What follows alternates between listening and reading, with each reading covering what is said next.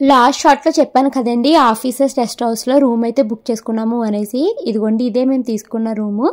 Room rent అయితే 300 rupees per day అండి. ఇది ఓన్లీ ఆఫీసర్స్‌కే మాత్రమే ఇస్తారు. బయట వాళ్ళకైతే ఇవ్వరంట. సో ఇంగోండి ఎంత బాగుందో మేము తీసుకున్న రూము. ఒక బెడ్ అయితే ఉంది. అలాగే ఒక డ్రెస్సింగ్ టేబుల్ ఉంది. టీవీ ఉంది. కూర్చోవడానికి చైర్స్, టీపాయ్ కూడా ఉందండి. సో ఇంకా రూమ్‌కి రాగానే ఫస్ట్ అయితే మేము బ్రష్ చేసేసుకుని రెడీ అయిపోయానండి. నేను గెట్ రెడీ విత్ మీ ఇంకొక షార్ట్‌లో అయితే మీకు చూపిస్తాను.